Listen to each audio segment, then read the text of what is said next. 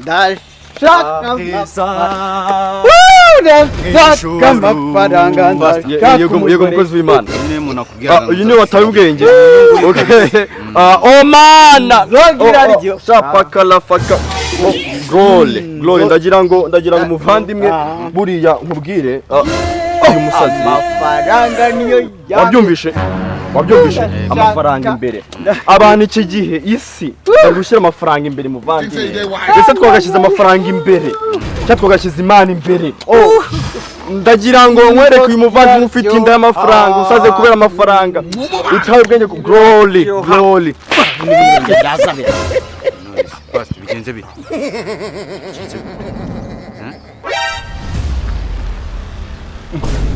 Smile KEYZ kuva ryari suri pastor kandi nzi kuri umusilamu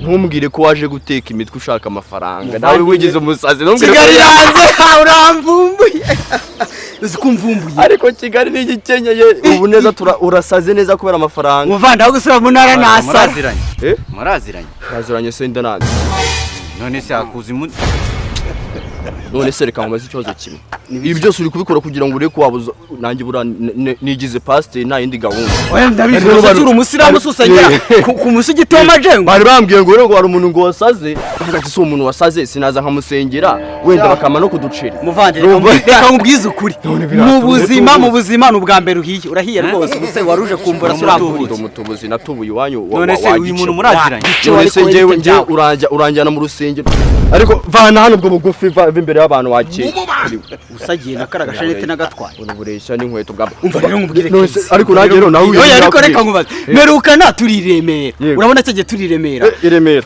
ibyo nabireka cyagiye usinduka ukayobya ikiraya kikakwima imbaruko warasaze koko byanyabyo no mu buzima busanzwe ubundi waranasaze reka nkubwire KEYZ muvandimwe gabanya inzoga ugabanye ibintu byo gukunda abagore urebe kudatera imbere ndakunda iki ko ngiye nkunda Imana gakunda abagore ngakunda n'inzoga ntakinjumburanira isigariye reka buretse ibikiraho bura ntuzabe ikigoryi ibyo bintu uri gukora rwose ndabigaye ibyo bintu bivamo nkwereka ikintu dukora urumva si ikigoryi aho uri gusanga urebe ko wana amafaranga ndi hafi gutaranuza unyisi ikigoryi umuntu yigira umusazi ngo rebe ko wana amafaranga hano hari bibiri uragenda ukabwira umuntu ukamusengera gafata Veronica ne yansigiye kibiri I want problems always kibiri cyanjye kigiye ubundi ni gute ubundi nahisemo kano gace kuza kugatubura koko umuntu musema gace ndahiye umva nkubwire ikintu cyane KEYZ banza wumve ibaze gusara amasaha 8 uri muri uno muhanda umuntu akaguha kibiri nacyo wagishaka ukakibura umusenya nkubwire abantu nasengeye nahereye Kicukiro hariya muhasi nsenga ngeze hano Nyamirambo nkiri gusengera abantu bose bararagaye nimba imitima barayishyize ahubwo reka ari idea danje mfite yego buriya noneho abantu iyo uje ukamubwira igitangaza Imana yamukoreye ukamubwira igitangaza uganira neza uravuga neza nk'isuka y'umujyi Imana igukijije iki gutyo cyuzuye ikintu kibaho umuntu arishima akakwizera yego tugiye gukora rero nta kindi tugiye kugenda gutiza imyenda uve mu bintu by'ubujiji gutiza imyenda y'abapasiteri na Bibiliya hari ngo tugiye kuba abapasiteri ariko ninjye uraba ari pasiteri mukuru nushaka ube moto upfa kuba ari njye amafaranga baha ari njye ubuyabike njye nta kibazo waravanye mu nzu byawe se wagahinda amafaranga bari buduhe niwo uri buyarye akize uko nta bwenge ugira bajyaga bambwiye ko rero abantu binjiji bakiriho nkabihakana ariko wowe ushobora kuba uri n'umukuru wazo ubuse turebye n'indenjiji hagati yanjye okay mbere yo kugenda tubanze twumvikane turagabana gute turabyumvikana se twabonye abantu tugiye gutuburira imitwe ese wabanje urambara tugende ubanze umbwire ngo n'amapasenteji ya kangahe ariko reka ujye unasara ubu unafite n'ikibazo nese tubanze tugende umusazi tugende ngikugutiza sawa tugende ubundi kwanza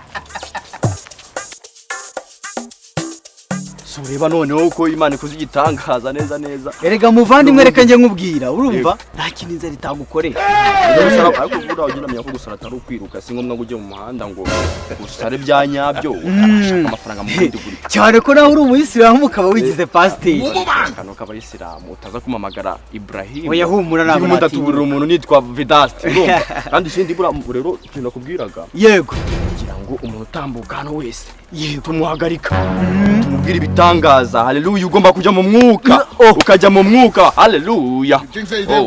Yewe gucyumvise runo rushyirungano ni umwuka. Uwo ni umwuka. Umwuka muba ariko apana umwuka mwiza. Urwango bise wasaze. Wiyishyuraga. Rero mubwira ukuntu bimeze. Oya baretse gato. Abakobwa ni ngewe uri bujye ubasengera. Wowe urajya uri ku ruhande gato. Ye mukoreho mujegeze numve neza ko Imana iri kumwinjiramo. Urabasengera se wazanye igitekerezo. Urabasengera se kutabitekereje ujya gusa. Rega buranye ndakurokoye burangiye ndi murokore. Umva abwo ikintu ushaka giye cyambere ubanza gufata mu mutwe. Buri abakobwa baroroshye. Abakobwa baroroshye dubire ku bakobwa tubone naya sasi. Nibo abantu byoroshye gutubura. Buri wonye 500 wapfa. Kare. Warje sasi tukigiye kugira kuryama rero tubonye nk'umuntu.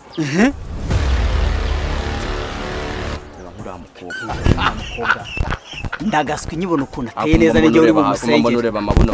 Kumana amaso yawe ari kureba hasi. Sinjye ugomba kumusengera. None se ubwo tugiye gusengana irari ufite ugiye kurisengana. Ikibazo ni irari cyangwa ikibazo nuko umuntu tumukuraho amafaranga. Yego haleluya. Oh glory. Ndongendere. Aheza. Glory. Haleluya. Umukobwa utazigera ukora ikosa. Bite byanyu ko muramwanyita. N'umudayimoni utumye nkuraho nyiri gusenga. Mwizina rya Yesu. Imana yakudutumyeho. Wa mukobwa we uramanutse buri uri kumanuka arana nakubonaga niyo mpamvu nagusifuraga. Imana yakuntumye. Ntago witwa Keria. N'ikimenyimenyi ntago tuye muri Gatenga. Kareka. Cyane Kanombe. Oya naho ngaho navugaga Imana ikuvanye muri Kanombe ikujyanye guturanya Rutarama. Glory. Wa mukobwa we ariko abanyabyaha mugira amagambo menshi. Sinzi nimba wa mukobwa utibona ishusho yawe.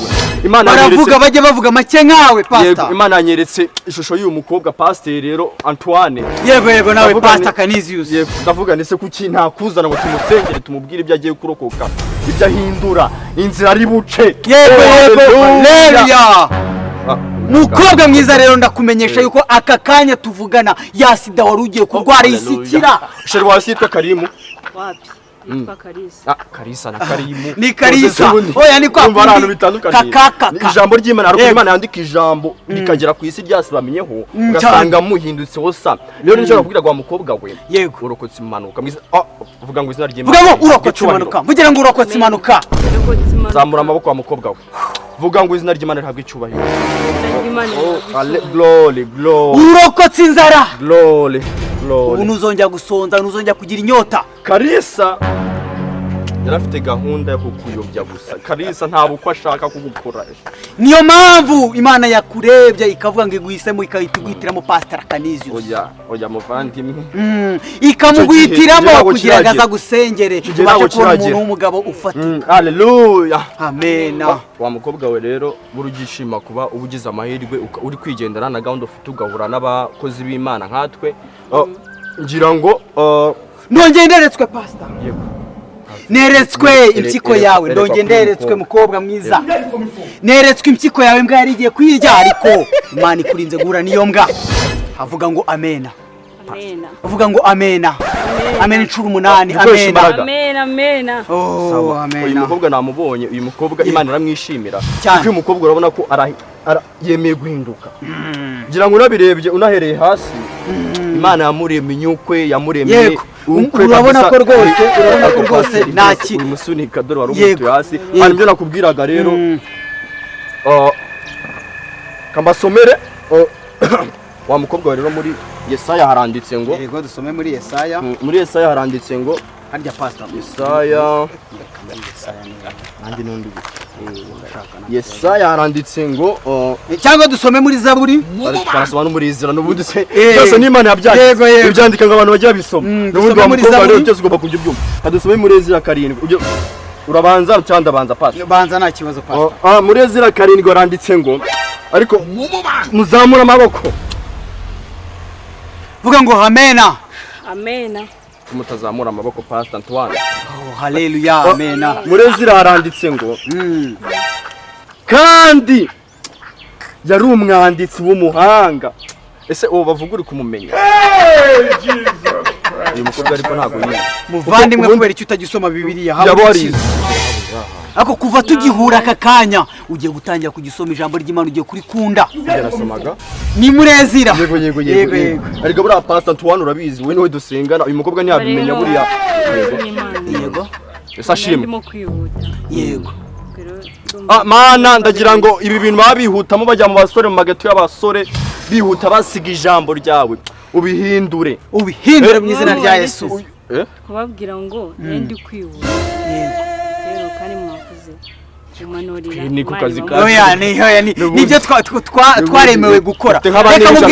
Reka mubwize ukuri ubu niyo wamereza 10,000 sinabyemera kubera ko ibi bintu bikora amafaranga y'iki twebwe dukora umurimo w'Imana nkuko yawutubwiye nimba itubwiye ngo genda kuri Karisa genda umubutumwa si witwanje oya yitwa Karine urumva jya kwa Karine ndetse gato witwa Karine voilà Karine nibyo nakubwiraga rero Karine amafaranga nta muntu ubuyakwaka niba ushaka kugenda nta kibazo ubundi se muntu w'Imana reba banze urebe hano urirukanswa n'icyo utarareba iyi map urayoborwa nande nutayoborwa na mwuka wera urirukanka cyo gusanga wisanze Sodoma na Gomoro ibyo mundi se inzira so zigera yego ibyo bira bintu binabashuka baba bagenda bakurikiye urumva nibyo bibi nibyo bibarangije nibyo byangije urubyiruko rwacu ariko uyu mukobwa buragize amahirwe guhura natwe yego wa mukobwa bafite amahirwe menshi cyane ubu guhera uyu munsi ibibazo byose imanuka ibintu byose byari bigiye kubaho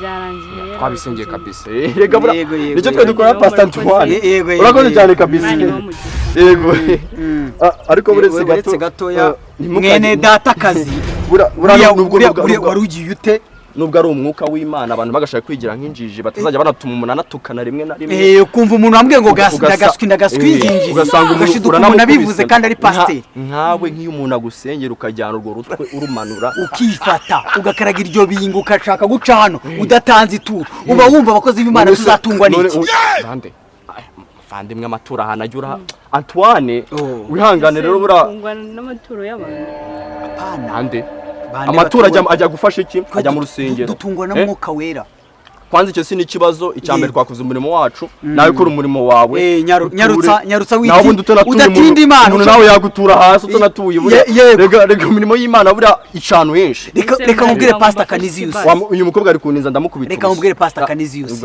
buriya ibintu by'Imana ni gake buhoro nirwo rugendo buriya yajyango yijijisha gira vuba gira vuba turashaye kora umurimo w'Imana umuntu araje avuza amagambo nk'igihumbi ubuse wabonaga tura vuba ashatura wa mukobwa yigira vuba ese mureke mbabaze udatuma niyambura uruhu rw'inama nkiyambika urw'igitera mureke gucumura nta kibazo sinzi impamvu abantu bumva umuntu akagora umuntu w'Imana yego burangiye ko sana nariyemeje nubwo nari gukora ibyaha bigaragara yo gumanda umuntu utandukanye uko uretse gato bageze ko amafaranga andika 078 reka bakoresha nimero nacyo 078 Glory yego urebe ko habaruyeho Pastor Canisius nako Pastor Antoine Glory nukuvuga ngo Imana ari ukuntu inyuza Imana n'umukozi w'umuhanga mu telefone ukohereza nka 5 kuko 200 bura kuyohereza umukozi w'Imana wohereje angahe mukozi w'Imana utuye ngahe nicyo Imana niki uvuze ngo cyacu umugeneye Imana ku bintu byose yagukoreye haleluya buretse gato ibihumbi 2 n'amagambo yose mvugiye amagambo se ese buri jambo ryose rigugwa ngahe nta kibazo urakoze cyane mubwire rero Pastor Canisius mubwire Pastor Canisius sinshatse kumwaka ni mafaranga ukanga ibi bintu ndabirya ngenyine Imana ishimwe ubw'umukizi utashye wa muginga wundi ariko ngereka mubaze Smile ibiki reba ngukuye mu basazi nkuzanya ahantu ngo dukora amafaranga yego banza wumve wanjije uracyari muri stage we nta mafaranga ugomba kubika n'amafaranga uri ikigorya n'amafaranga muvandimwe umeze neza Glory haleluya vuga ngo haleluya vugira ngo haleluya umeze neza Glory yego Imana imuje ni umuvandimwe witwa Eric nari nabikubwiye ngo hano hagiye guca umuntu umufupi mugufi tujye gusengera ntabwo nitwe Eric witwa Alphonse nibyo wavugaga Eric Alphonse yego Imana hari ikintu buri yikora ikagutungura yego ikakwereka izina ry'undi muntu bamwitaga kiri muto yego ntabwo bakwitaga Eric ahubwo mfite muri umunange twe nibyo yavugaga buriya rero muvandimwe reka mubwire kubera ko uburinjije uri n'ikigo ry'uri n'igicucu udasobanukiwe buriya Eric sobanura iryo zina ryawe uvuze mu gihe burayi none se ngenda bimubaje se ubundi ibyo nkubwira ngo sutuye muri kano gace ibyo se ndabikubajije ibyo se dore ni hano hirya hano kuri iki gipangu naha ngaho mu rugo ariko nibyo nakubwiraga ikimenyetso wambwira mu kanya turi gusenga turi mu mavuna nakubwiye ngo hari ishusho ndi kubona hari umuntu mugufi nabonaga ari gutambuka ariko kubera ibyaha bye ariko Imana iramubabariye kubw'ibyaha bye reka nkubwire uyu muvandimwe erega baravuga mu muvandimwe Imana ikunda abanyabyaha icyo yanga ni ibyaha byanyu kugira ngo amena kugira ngo amena amagambo abafite umva ko ari umunyabyaha muvandimwe Imana igiye kukugira muremure ubugufu bucimbira bugukijije kugira ngo amena narengeje imyaka y'ubukure 28 naho uracyakura abandi ba Aburahamu abasokuru bacu bajyaga bajya mu myaka 400 Pastor Antoine none uracyari muri Pastor Antoine jya wihangana tuvugira ntimo kuko Imana nayikunda abantu bajagaraye none si byo umva uretse Pastor Antoine yego igitangaza cyaba mu gihe uri mu myaka yo gukura cyangwa cyaba mu gihe utari mu myaka yo gukura ubundi bitangaza bibaho hahandi umuntu ubona yarihebye murabyibuka neza ko nkuko tubisanga muri Bibiliya no kugira ngo Aburahamu abashe kubona umwana muri rukaranditse ngo hari abaye kinini atabasha kubona umwana ushaka kuvuga ko nanjye Imana yankora igitangaza nka muremure cyangwa ko muremure nanjye n'ukuri ndabisengeye haleluya ese murakoze b'Imana nuko Imana muje none urabona turi abanyabingi cyanyacyo urabona turi abanyabingi none abakozi b'Imana ko mu Rwanda oya iyi ni imyuka mibi iri kuvugisha ubundi gukubita dayimoni ntago ari Alphonse ndi gukubita iyi dayimoni rekera aho muvandi amena witwa nde Antoine ucecetse gumuko wakomeza ubu ngubu kakagini karatambutse kari kakwirengera Pastor Antoine yes uyu muvandimwe wari uzi ko Imana igiye kumugira inzobe amen haleluya amen Alphonse ugiye kubona n'imodoka glory ubone n'igipangu aya nakaryaso watunze mu rugo nta n'umuntu watunze imodoka n'igipangu karyaso ko umuntu ushaka kugenda ushaka gushogoshera udatuye wagice wese twe urukura tu nose nitegeko mujye no kunsengera ku ngufu ngaho teye intambwe ebyiri urebe ko wagicamo wagice umva abakozi b'Imana oya niba wiyamini yagenda glory muvandimwe ibyo by'amaturo reka mbabwire bavandimwe ntacyo umbwira nagukubita umuvandimwe tura cyangwa abakozi b'Imana muvandimwe tura cyangwa wenyoko umva mbabwire ngenda kennye ako sinyennye mu mutima noneho kuba ndi umukozi wo mu rugo nagaganira neza muze mu rugo mfite ibiri rero niwe nari narere glory Mana nibyo navugaga ngo amen apasa nugatinde mu magambo na mukozi w'Imana wasonzera mu nzira cyabiri by'uruja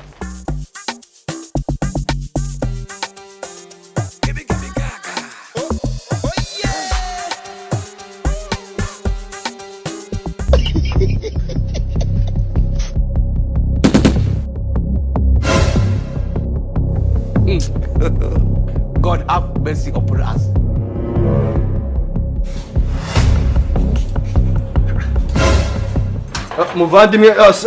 muvandimwe wifunga funga najya nizera abantu amagambo magufi ya nkawe genduza ibiryo mbere ibiryo amagambo nyuma nimugire ikibazo cy'uko nabakira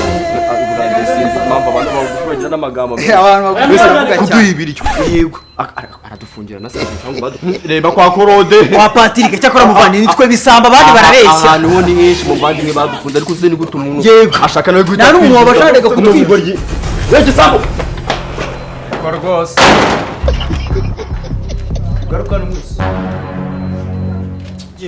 mugarukana mwese think say they wise aguri kumva dufite byose ejo nari ndi none Nashaka amafone n'amafaranga uri kubona afite imikino nawe we ko mbona utari gukora amafaranga dufite muvandi do na telefone dufite n'ukuri nushaka ufite ubuzima ndabutwara veho umaye byose akira muvandi koramo n'amafaranga amafaranga yahe n'imyenda ndabizi murayikuramo urabona nazuka no reka ntabwo turaba hano muvandimwe utagira mwese mwamwirutse mujya muvandimwe reka nkubwize ukuri kutariho ivumbi tutari kukubeshya uyu muvandimwe ni umuyisilamu nanjye ni umuyisilamu ntabwo turi pasiteri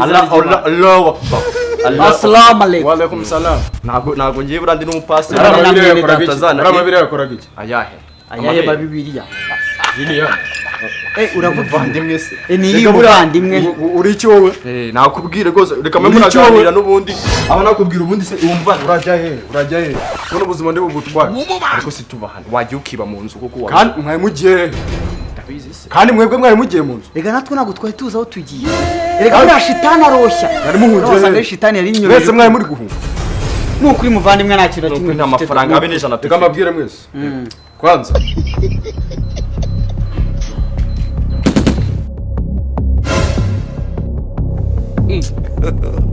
God have mercy upon us. muvandimwe ishimwe ngo n'amapantaro bayadusigiye zana cya kibiri cyangwa ihe nyoko